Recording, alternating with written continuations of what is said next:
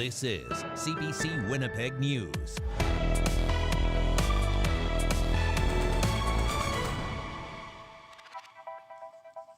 Good evening. Thanks for joining us. Freed and Freed has been a part of the fabric of Manitoba's garment industry for more than a century. Now, the Winnipeg-based manufacturer is weaving a new chapter with a First Nations owner. The company has been sold to Broken Head Ojibwe Nation. It's a change to not only open doors and bring big opportunities, but to stitch a new legacy. CBC's Gavin Axelrod has that story. From every piece of fabric to every stitch to all the little details, this is the craftsmanship of Freed and Freed International, who have been around for just over 100 years. Now, a new chapter is starting after it was bought by Broken Head Ojibwe Nation. What we're doing is returning back to that core principle of who we are, and that's becoming part of the central to the economy. Some of Freed and Freed's work includes producing jackets for Canadian Armed Forces members. They've also produced RCMP uniforms and jackets for Canada Post. These coats worn at the 2014 Olympics were also manufactured in Winnipeg. It's exactly the stuff that we're going to be targeting. This is something that I believe that we can take to that next level in terms of having not only our involvement, but also to have these governments actually check the box on First Nation procurement opportunities. And right now, we don't see that happening. Marissa Freed's family owned the company for 4 generations. She will continue in her role as president. The cost of the sale is being kept private. Knowing that my kids are 8 and 9 and so far off from being in the same position I was in set us up to essentially look elsewhere and explore what new opportunities could come our way. She expects Freed and Freed to grow. This is just forecasting, if you will, because I we can't commit to it at this point, but I think, we should be at a bare minimum double the size within the next few years.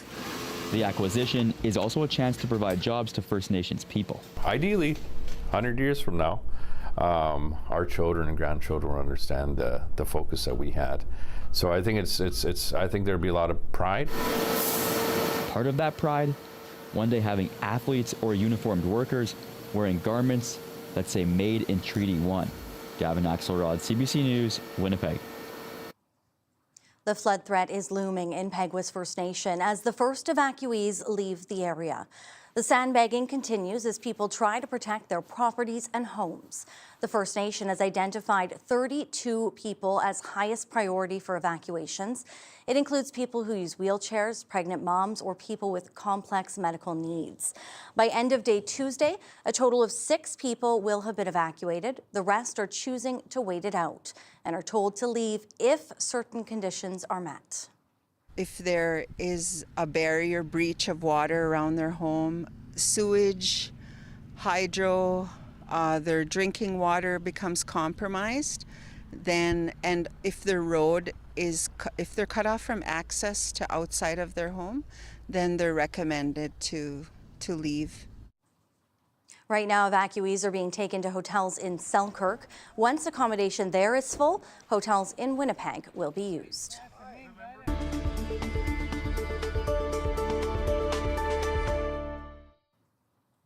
A 72-year-old man has been arrested and is facing charges after police say a Manitoba cabinet minister was harassed. The target, Families Minister Nahanni Fontaine, who was allegedly sent threatening letters. But police have not released the suspect's name. CBC's Bryce Hoy joins us. And Bryce, what can you tell us so far about this investigation? Well, Brittany, this man allegedly sent Fontaine multiple anonymous letters between July and September. Now, Winnipeg police arrested a 72-year-old Saturday. Now, he's facing charges of criminal harassment and uttering threats. Fontaine says the letters were violent and grotesque. She says it's an example of the kind of attacks that women and people of color face in politics more and more. We're expected to kind of just take it. We're expected to just, like it comes with the job. You're expected to just take it day after day, year after year, all of this abuse leveled to you. And I think that for me personally, that's one of the hardest things. Now, Fontaine says the letters came during the same period her office and the office of Housing Minister Bernadette Smith were vandalized and set on fire last year. So, Bryce, what are the opposition Progressive Conservatives saying about the arrest? Well, Tory leader Abhi Khan says it's no secret that he and Fontaine disagree routinely, but he calls the letters disgusting. Everyone that goes to work, that lives in Manitoba and Canada, should never be harassed or threatened in the way that she was. Women should feel safe to come to work. Everyone should feel safe to come to work.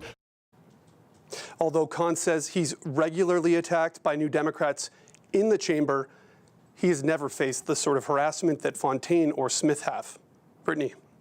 All right, thank you. That's CBC's Bryce Hoy. Well, the scales of justice have ruled in favor of a sport fisher who challenged his local government in court. The RM of Alexander banned Aaron Wiebe from attending its council meetings. As CBC's Peguis reports, a judge found that a little fishy. A fantastic day for Aaron Wiebe to get out on the ice. 2 years ago, the sport fisher found himself in hot water. Mounties removed Wiebe from an RM of Alexander council meeting in St. George, about an hour northeast of Winnipeg.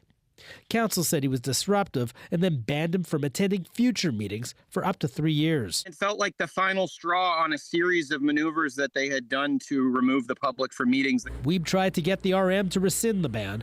He eventually launched a legal action of the council's authority to enact it. Last week, Manitoba's Court of King's Bench found councils can remove disruptive people from meetings, but can't preempt them from coming to future ones.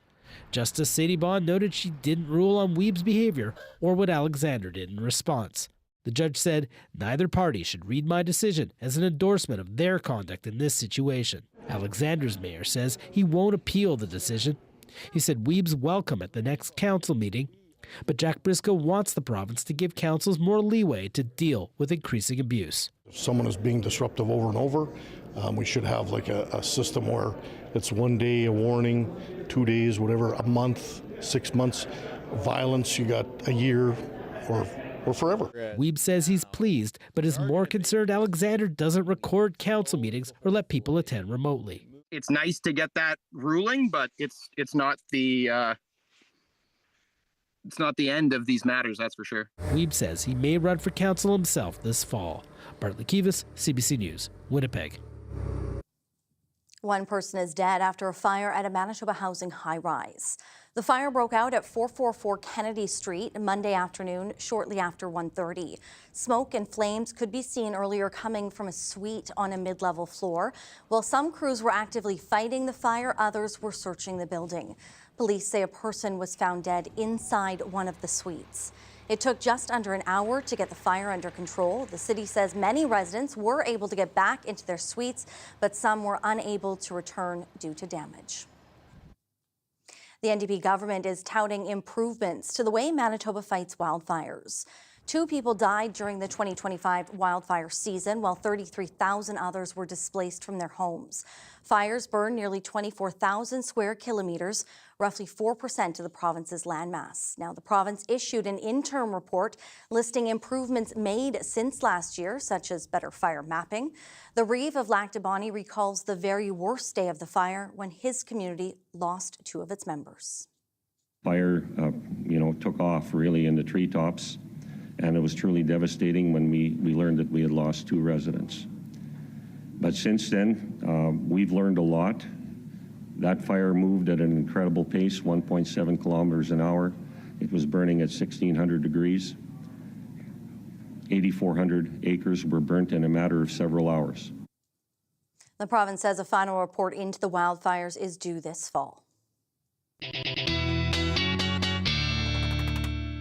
Riley's in now. And just to note that, Riley, we know the Jets didn't make the playoffs, but the Stanley Cup quest is underway, which means some days you will only find us here, like tonight, streaming, or on YouTube or your smart TV. Yeah, so regardless if the TV schedule dictates the NHL schedule, of course, you'll still find us here every night at 6 and onward on the streaming channel as well. Lots of weather to talk about tonight. I'm going to start with an orange level winter storm watch in place for a good chunk of northern Manitoba, Flin Flon, the Pas, Norway, House into the Island Lake region, Thompson, Gillam, and the northwestern corner of the province. This is because of a couple of things, which I'll get into throughout the program tonight. So the northwestern corner of the province in particular, looking at the potential of up to 50 centimeters of snow through the back half of Wednesday all the way to Saturday. But there will be a line sort of from Flin Flon the Paw through Norway House into Island Lake where some of this will start as freezing rain or some mixed precipitation before transitioning over to heavy snow. So looking at a very messy system working its way into the northern half of the province. We've been under some sunshine across the south today. Looking at temperatures through the afternoon as well, up to 18 in Winnipeg this afternoon, but all the way up into the mid-20s through parts of southwestern Manitoba. Brittany, I'll break down that system for you and the impacts it'll have across the province when I come back. All right. Thanks, Riley. You're welcome. He's facing sexual assault allegations, and now City Council is looking to take away Russ Wyatt's added responsibilities. We'll have more on the call from his colleagues ahead.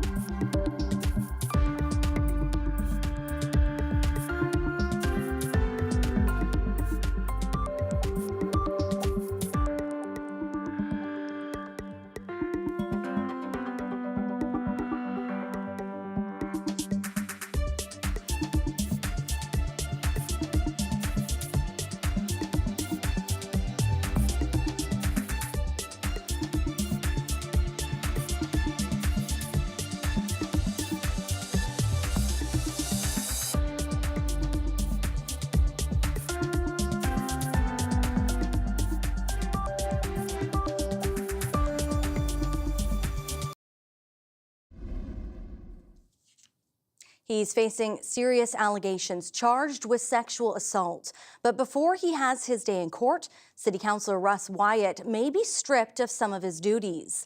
The Mayor's Executive Policy Committee has voted to remove Wyatt from his committee roles. CBC's Cameron McLean reports. This is what is within our power as a council to determine. Mayor Scott Gillingham wants to take away Russ Wyatt's committee and board appointments. Police announced charges against Wyatt almost a month ago. The Transcona councillor refused to step aside. He's charged with sexual assault and administering a noxious substance with intent to aggrieve or annoy. On Tuesday, EPC voted unanimously to strip Wyatt's positions approved last November. That includes his role on the Planning, Property and Development Committee. He is still allowed to represent the Transcona ward at council. I think the members of the public expect council to be held to high standards. Certainly, the individual is innocent until proven guilty, but this is something that we as a council can do. And I think that, as I said, the members of the public, I think, deserve us as a council to act with seriousness. Wyatt denies the allegations and has pledged to continue his work as a councillor while he faces the charges. His statement says, in part, "I am innocent. I have done nothing wrong, and I will have my day in court to prove that. I still believe in the rule of law, that one is presumed innocent until proven otherwise." Several of Wyatt's fellow councillors urged him to step aside while he deals with the charges, but only a conviction would trigger automatic removal. The councillor was provided an opportunity to step away. He chose not to do that. This formal process is the only option we have, and I'm supportive of it. Yeah, it's really hard, right? It's hard, but these are very serious charges, and I have had emails from residents, and I think for what we are able to do, this is what we can do. Some, including Councillor Lukes, would like to go even further and suspend Wyatt from council, but the law prevents them from doing so. For now, members of the mayor's inner circle say they're taking the steps that are within their power, and the final decision on rescinding Wyatt's appointments will go to council next week. Cameron McLean, CBC News, Winnipeg. 2 caregivers have been charged following the death of a 6-year-old girl. It happened back in 2024, but RCMP say charges are only now being laid. At the time, Mounties say one of the caretakers took the child to hospital in the PA with serious injuries and bruises. It was initially reported the girl had fallen from her bed. She died days later from a traumatic head injury. Police say it was determined her injuries were due to an assault the day before she was taken to hospital. 2 caregivers have been charged with manslaughter. Authorities in Mexico revealed new details about the mass shooting that happened at the Teotihuacan Pyramids Monday. The attack left a Canadian woman dead and at least 13 others wounded. After some shootings, he is injured in one of his legs. We try to neutralize him, but he takes his own life. Authorities identified the shooter as a 27-year-old Mexican national. Officials there say that prior to the attack, he'd scouted the popular tourist site north of Mexico City. They also say he was carrying materials that referenced a mass shooting at a U.S. school in 1999. Some of the wounded were shot while others were injured when some of the tourists fell. Dancers with the Royal Winnipeg Ballet are out on a tour of small towns across the province. It's meant shifting styles, new communities, and fresh new audiences, literally keeping the dancers on their toes. CBC's Eric Westhaver caught up with them in Flin Flon. The stage is set. The Royal Winnipeg Ballet's On the Edge tour has hit the road. Some of the company's best young dancers are performing in small communities, including classics like Swan Lake.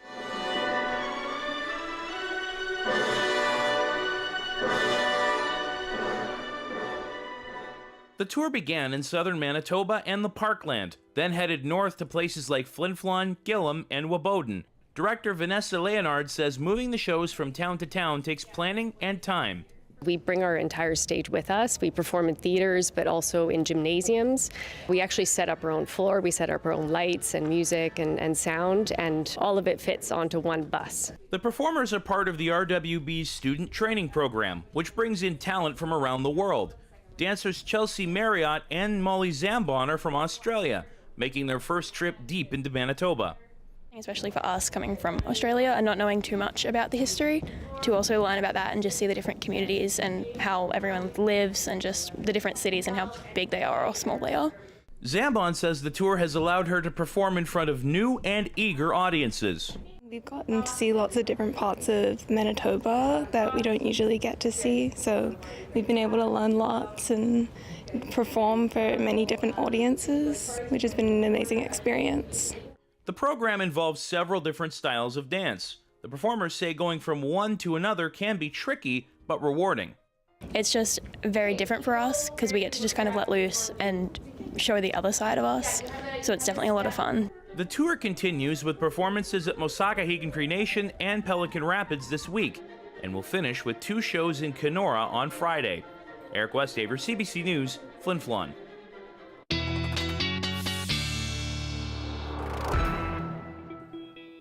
Riley, and now it was a lovely day down here in the south, and while not everybody loves to hear snow in April, this is some good news for some parts up north. Yeah, particularly, Brittany, areas that were devastated by wildfires with some very dry conditions last year. We'll get right into it, getting a good round of moisture as we get through the coming days here. I mean, yeah, it does seem a little inconvenient, especially when you're thinking about the travel impacts in the short term, but these are parts of the province in northern Manitoba that have been dealing with drought conditions since last year. So we'll walk you through it. Satellite and radar through the afternoon hours today, mostly sunny across the south, a bit of cloud cover pushing through the Interlake and some scattered showers. But really, that's all we had to talk about in the south today, aside from some of those double-digit temperatures and even temperatures into the 20s in the southwestern corner of the province. This all changes as we get into Wednesday. We'll start to see some cloud cover pushing into northern Manitoba first, then into the south. As we get into early Thursday morning or even overnight into Thursday, you'll see the early bands of this mixed precipitation starting to form sort of Flin-Flon, the Pas, eastward into the Island Lake region. So this is where particularly Thursday and into Friday, where travel could be quite tricky in northern parts of the province as this Montana low begins to push into the province. You'll see that transitioning over to snow into far northern sections in the south. As we get through the afternoon on Thursday, this is more like a few scattered showers. Red River Valley and east, this is a risk of thunderstorms into the afternoon. So we're dodging the snow in the southern half of the province, but you'll notice as I push this Thursday into Friday, that snow continues to push northward, along with that band of mixed precipitation or some freezing rain even into Friday morning. So this kind of paints a picture on where we're looking at that precipitation and the type of which. So you can see the southern half of the province, this is scattered showers with that risk of thunderstorms a little further east, really anywhere, Swan River, the Pas, Flin Flon. Eastward has that best chance at some mixed precipitation, even the potential there of 5 to 10 millimeters of ice accretion. That's buildup. Really depends on the temperatures as we head Thursday into Friday. And of course, the bulk of that snow falling in northern Manitoba, up to 50 centimeters possible in places like Lynn Lake and into the northwestern corner of the province, for example. So some extreme snowfall amounts. Like I was saying, Thursday into Friday, travel likely to be quite tricky anywhere, say Highway 10, Highway 6, the further north you go, because of some of that snowfall and the potential for some icing. So just take that into consideration if you're going to be doing any travel into northern Manitoba as we get through the next couple of days here. Wednesday's temperatures through the afternoon up to 22 in Winnipeg, Brittany. Some places in the south again could top 25 and 26 degrees. Your 7-day forecast is just ahead. Beautiful. Thank you, Riley. Welcome. Coming up after the break, an update on a popular hiking trail that was closed last summer after wildfires ripped through the area. Plus, a last look at that forecast after the break.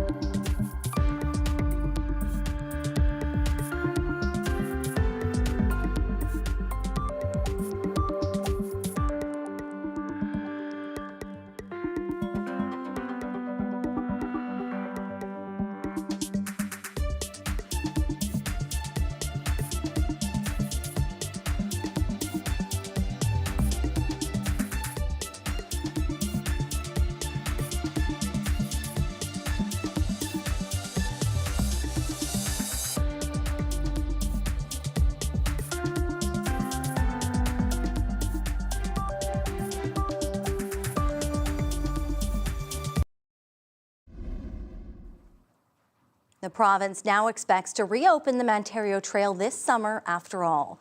Last year's wildfires burned about half the length of the hiking trail in Whiteshell Provincial Park.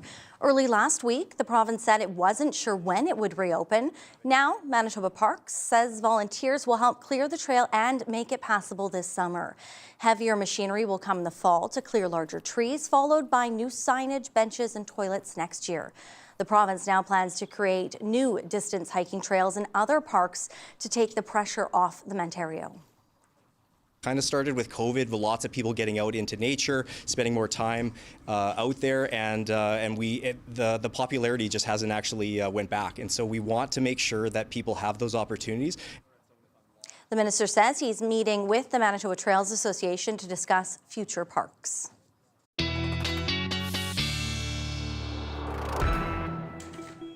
All right, not shaping up to be a terrible day across the south tomorrow if you're planning on taking the pup out maybe for a walk. Might be a bit sloppy for hiking still. I don't know. Phoebe might enjoy that, though. Thank you, Heidi, for sending this picture in. Phoebe, though, especially when we saw some of the colder temperatures, probably rather be curled up inside than trying to pose for pictures for mom. Send your pictures to talkback@cbc.ca. Into the 20s tomorrow, 22 by the afternoon in Winnipeg, and we're looking at winds picking up again through the day, southeast 20 to 40 by the afternoon. Your 7-day looks like this, chance of showers or some scattered thunderstorms as we get into Thursday at 19 degrees. And then we get a cool down as that low pressure system departs the province, some single digits for a bit there, and then back up to 11 degrees by next Tuesday. Well, when you think of breaking records high above Earth, the recent Artemis II mission, Brittany, might come to mind. But now astronauts aren't the only ones making unprecedented strides. Tonight's Daily Lift is, well, a lift off of sorts.